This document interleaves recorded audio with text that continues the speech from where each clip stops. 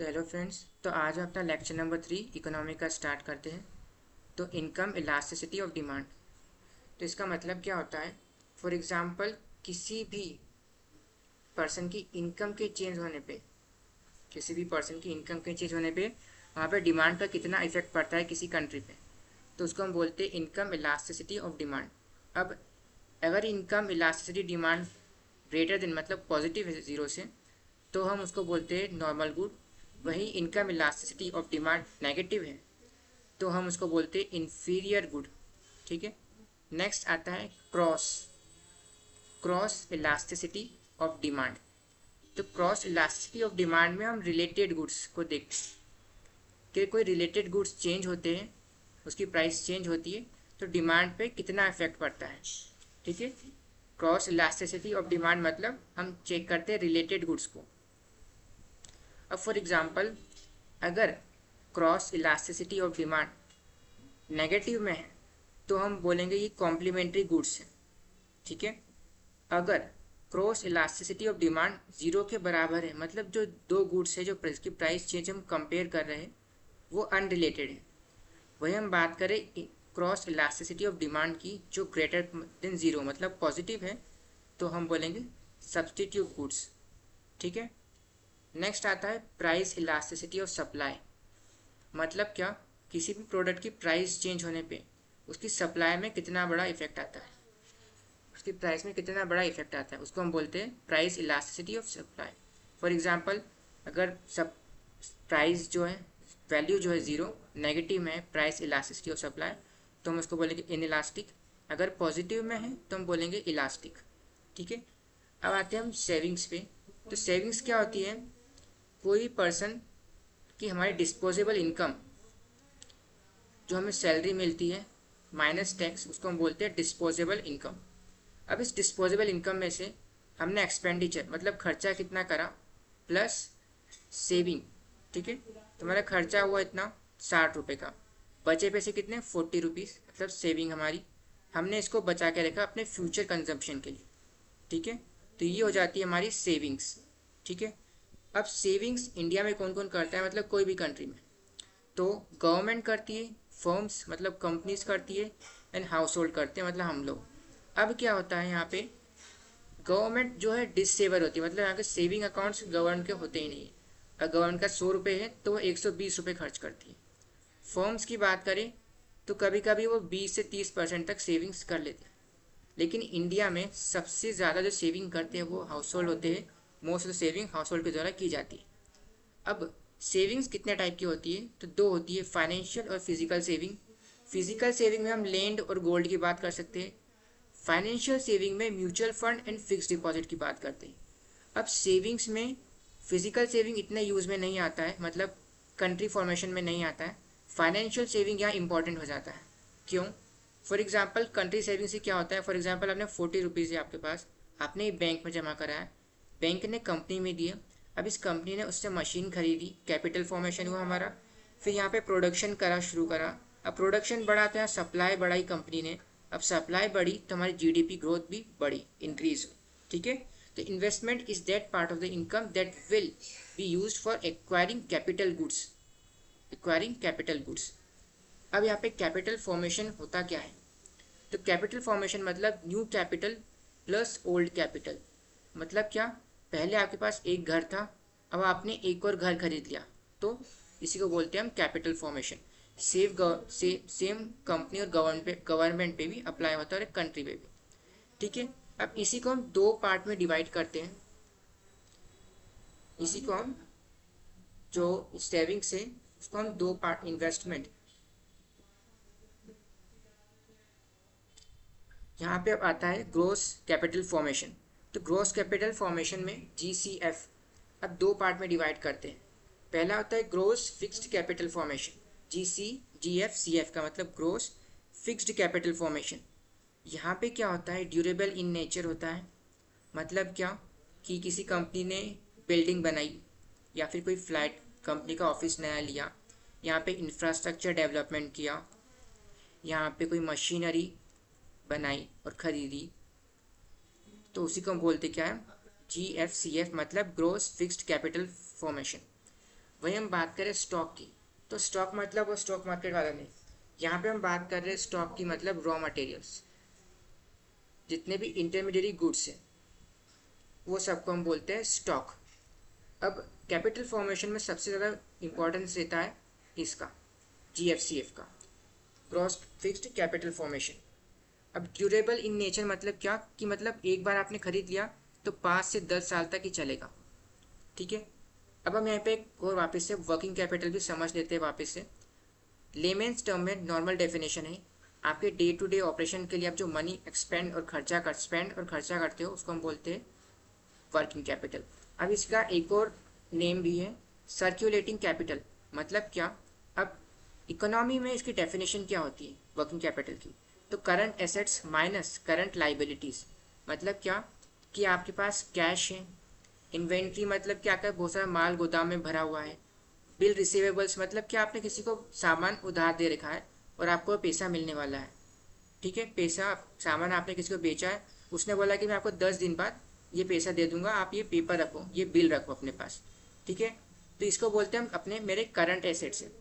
अब current liabilities क्या होती है, तो फॉर एग्जांपल ओवरड्राफ्ट। जब कंपनी कोई सामान या माल खरीदती है तो उस पर वो डायरेक्ट पैसा वापस से मतलब एक ही उसी दिन पैसे नहीं देती, इसलिए बैंक उनको फैसिलिटी प्रोवाइड करती है कि वो कंपनी जो है ओवरड्राफ्ट फैसिलिटी, मतलब क्या, बैंक उसके पैसे पे करेगी और बैंक को, जो कंपनी है वो बैंक को पे करेगी, तो इसको हम बोलते हैं ओवरड्राफ्ट। वहीं पे आता है बिल्स पेबल। मतलब फॉर एग्जांपल आपने कोई सामान खरीदा किसी से और आपने उसको बोला कि मैं आपको 10 दिन बाद पैसे दे दूंगा इसके, तो हम बोलते हैं बिल पेबल, ठीक है। तो इसी को बोलते हैं हम करंट लाइबिलिटीज़, मतलब current assets minus current liabilities हमारा होता है वर्किंग कैपिटल। अब हम आगे चलते हैं और स्टार्ट करते हैं अपना नेशनल इनकम अकाउंटिंग। तो सबसे इम्पॉर्टेंट और फर्स्ट आता है ग्रोस डोमेस्टिक प्रोडक्ट, ठीक है। तो ग्रोस डोमेस्टिक प्रोडक्ट की सिंपल डेफिनेशन है, एक पर्टिकुलर एरिया में एक साल में 1 ईयर में आपके फाइनल गुड्स कितने प्रोड्यूस हो रहे हैं, उसको हम बोलते हैं GDP, price of all the final goods and services produced with in a geographical area with in time period, ठीक है। अब हमारे पास जो टाइम पीरियड है फाइनेंशियल ईयर है GDP का, वो होता है 1 अप्रैल से 31 मार्च तक, 1 फाइनेंशियल ईयर, और इसको हम फिजिकल ईयर भी बोलते हैं। अब इसी को हम 4 क्वार्टर में डिवाइड करते हैं, first quarter April to May June, second quarter same, third quarter and the fourth quarter. Next हम आते हैं इसको पब्लिश अब कब किया जाता है, तो क्वार्टर वाइज किया जाता है, then after quarter wise 6 month वापस से पब्लिश किया जाता है, एंड ईयरली भी पब्लिश होता है, मतलब काफ़ी टाइम पब्लिश होता है, ठीक है। इसको पब्लिश कौन करता है, तो ministry of statistics and programme implementation इसको पब्लिश करती है, ठीक है। इसकी 3 मेथड्स होती है, आउटपुट प्रोडक्ट वैल्यू मेथड, मतलब क्या, जो गुड्स प्रोड्यूस किए हैं माइनस इंटरमीडिएट गुड्स हैं, इंटरमीडिएरी गुड्स है उसको माइनस कर दो, इसको हम बोलते हैं product value method. Second method है इनकम मेथड, तो सम ऑफ ऑल फैक्टर्स इनकम्स, मतलब जितनी कमाई सबने करी है, कंपनी ने प्रॉफिट जो कमाया है, लोगों ने जो इनकम सैलरी आपको मिली है, वो सब जोड़ के हम बोलते हैं इनकम मेथड, उसको बोलते हैं। एक्सपेंडिचर मतलब क्या, जितना भी खर्चा हुआ, मतलब C मतलब होता है कंज्यूमर स्पेंडिंग, I मतलब होता है इन्वेस्टमेंट कितनी हुई है, G मतलब होता है गवर्नमेंट स्पेंडिंग, गवर्नमेंट ने कितना खर्चा करा है, यहाँ पे प्लस करते हैं एक्सपोर्ट्स माइनस इम्पोर्ट्स, ठीक है। Consumer spending, investment done, investment, government spending, export minus imports, ठीक है। अब हम इसको एक बार समझते हैं कि मतलब कैलकुलेशन कैसे होता है। तो फैक्टर कॉस्ट और हम तीनों वैल्यू को कैलकुलेट करें तो आंसर जो है सेम ही आएगा तीनों में, मतलब कैलकुलेशन इसमें 100 आएगा, इसमें भी 100 ही आएगा और इसमें भी 100 ही आएगा। कैसे हम देखते हैं, तो फैक्टर कॉस्ट मतलब क्या, हमने पढ़ा था फैक्टर ऑफ प्रोडक्शन में, ठीक है। तो यहाँ पे 30 रुपीज़, तो सेम किसी और के लिए वो इनकम हुआ 30 रुपीज़, यहाँ पे कंपनी के लिए ये कॉस्ट हुआ 20 रुपीज़ का, किसी और के लिए इनकम हुआ 40 रुपीज़, इंटरनेशनल प्रॉफिट मिला तो किसी और के लिए ये इनकम हुआ, कैपिटल यहाँ पे 50, तो किसी और को ये रेंट मिला, इंटरेस्ट मिला, तो यहाँ पे 50। अब तो दोनों का कैलकुलेशन क्या है 140 और 140, ये हो गया इनकम मेथड, ये हो गया प्रोडक्शन मेथड, ठीक है। अब एक्सपेंडिचर मेथड देखते हैं। तो फॉर एग्जांपल कंपनी ए जिसने लेबर लगाया 100 रुपये का, प्रॉफिट हुआ उसको 400 का, तो उसने मार्केट प्राइस में सेल कर दिया 500 रुपये में। अभी 500 रुपये में कंपनी बी को मिला, कंपनी बी ने भी सेम इस पर लेबर लगाया, प्रॉफिट 300 का मिला इसको, ठीक है। तो 500 ये मिला के और ये मिला के हुआ 1000, और ये किसी ने इसको सेल कर दिया, बायर ने इसको ले लिया, ठीक है। तो ये होती है हमारी एक्सपेंडिचर मेथड। अब न्यू मेथड्स क्या, तो कुछ points important. For example base year हमारा पहले 2004 to 5 था, अब शिफ्ट कर दिया गया 2011 to 12 कर दिया गया है। यहाँ पे ASI जो पहले कैलकुलेशन करती है, GDP कैलकुलेट करती है, अब MCA मतलब क्या, मिनिस्ट्री ऑफ कॉर्पोरेट अफेयर्स यहाँ पे शिफ्ट कर दी गई। ASI का फुल फॉर्म होता है annual survey of industries. Factor cost से हम अब मार्केट प्राइस पे शिफ्ट हो गए। पहले हमारी GDP फैक्टर कॉस्ट से कैलकुलेट होती थी, अब हो गई मार्केट प्राइस पे। हम इसका डिफरेंस आगे देखते हैं। GVA से हम शिफ्ट हो गए मतलब ग्रॉस वैल्यू एडेड पे। अब फैक्टर कॉस्ट और मार्केट प्राइस में डिफरेंस क्या है, तो फैक्टर कॉस्ट मतलब हमने अभी पढ़ा था, कंपनी किसी भी प्रोडक्ट को मैन्युफैक्चर करने में जितना भी कॉस्ट इनकर करती है उसको हम बोलते हैं फैक्टर कॉस्ट, मतलब कॉस्ट लगाते हैं उसको हम बोलते हैं फैक्टर कॉस्ट। अब मार्केट प्राइस क्या होती है, factor cost minus net indirect taxes, मतलब जितने भी टैक्सेस कंपनी ने पे करे इनडायरेक्ट टैक्सेस, उसको हम बोलते हैं मार्केट प्राइस, जो आपकी होती है MRP। नाउ अब हम देखते हैं GVA क्या होता है। तो GVA मतलब ग्रॉस वैल्यू एडेड, मतलब आप कोई भी आइटम प्रोड्यूस करते हो, प्रोडक्ट प्रोड्यूस करते हो, तो उसमें कुछ इंटरमीडिएट गुड्स होते हैं जिसके आप पे करते हो, जिसका आप, तो हम उसको माइनस कर देते हैं एक्चुअल प्रोडक्ट से। मतलब क्या, फॉर एग्जांपल माइनिंग हमने करी यहाँ पे, तो बीच में यहाँ पे कोई इंटरमीडिएट गुड्स नहीं लगा, तो उसकी मार्केट प्राइस हमने सेल कर दी कि हमने कोल को बेच दिया 10 रुपये में। आयरन हम यहाँ पे ले रहे हैं, ठीक है, तो आयरन ओर को हमने भी सेल कर दिया 10 रुपये में स्टील कंपनी को। अब ये आयरन और स्टील कंपनी 10 रुपये में खरीदा है, 30 में उसने बेचा है, मतलब यहाँ पे प्रॉफिट जनरेट हुआ है 20 का, मतलब वैल्यू एडिशन हुआ है। यहाँ पे वैल्यू एडिशन कितने का है, 20 रुपये का, मतलब 10 रुपये का इंटरमीडिएट गुड्स हुआ, 30 रुपीज़ का क्या यहाँ पे मार्केट प्राइस था, माइनस क्या हुआ, तो क्या बचा 20। अब यही मार्केट प्राइस को स्टील ने यूटेंसिल मतलब बर्तन बनाने वाली कंपनी को सेल कर दिया, तो यहाँ पे 30 रुपीज़ में इन्होंने इंटरमीडिएट गुड्स हुआ इनके लिए, यूटेंसिल वाली कंपनी के लिए, तो 30 रुपीज़ प्लस 50 रुपीज़, यहाँ पे क्या हुआ 30 रुपीज़, और उन्होंने 50 रुपये में मार्केट प्राइस से सेल कर दिया। तो यहाँ पे इन्होंने वैल्यू एडिशन कितना किया 20 रुपीज़ का, जिसको हम बोलते हैं GVA, ग्रॉस वैल्यू एडिड। अब थोड़े और कंसेप्ट समझ लेते हैं। फॉर एग्जांपल प्रोडक्शन टैक्स और सब्सिडीज़, और प्रोडक्ट टैक्स और सब्सिडीज़ क्या होता है।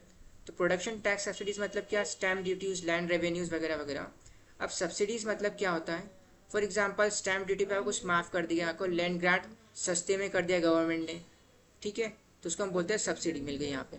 मतलब कुछ पैसा जब आप ज़मीन खरीद रहे हो तो गवर्नमेंट ने कुछ सब्सिडी आपको प्रोवाइड कर दी। प्रोडक्ट टैक्स और सब्सिडी क्या होता है, फॉर एग्जांपल सबसे बेस्ट एग्जांपल GST। अब कुछ जगह पे क्या होता है, गवर्नमेंट जो है इंसेंटिव प्रोवाइड करती है, PLI स्कीम बेस्ट एग्जांपल है। अब वहाँ पे क्या होता है, जब आप प्रोड्यूस करते हो, सेल करते हो मार्केट में, तो गवर्नमेंट क्या करती है, आपको GST रिफंड कर देती है, मतलब आपको सब्सिडी प्रोवाइड करी, ठीक है। अब यहाँ पे क्या होता है, प्रोडक्शन टैक्स तो ठीक है, लेकिन प्रोडक्ट टैक्स क्या होता है, वॉल्यूम बेस्ड है। वॉल्यूम बेस्ड मतलब क्या, आपने एक स्मार्टफोन बेचा, इस पर GST लगा, अब इतना GST आपको रिफंड हो गया, मतलब क्या, अब आप 10 स्मार्टफोन बेचोगे तो 10 GST रिफंड हो गया, करेक्ट। तो ये होता है प्रोडक्ट टैक्स, और सब्सिडी होता है वॉल्यूम बेस्ड, मतलब आप कितने यूनिट ऑफ वॉल्यूम प्रोड्यूस कर रहे हो। नेक्स्ट आता है हमारा last point, basic price. Basic price क्या होता है, factor cost plus subsidy minus tax. तो फॉर एग्जांपल आपने 4 रुपये कोई प्रोडक्ट बनाया, 1 रुपये आपको सब्सिडी मिली, 0.5 आपको टैक्स देना पड़ा, तो ये हमारा होता है बेसिक प्राइस, ठीक है। तो आई होप आपको ये लेक्चर पसंद आएगा, तो इसको सब्सक्राइब करें और लाइक करें। Thank you.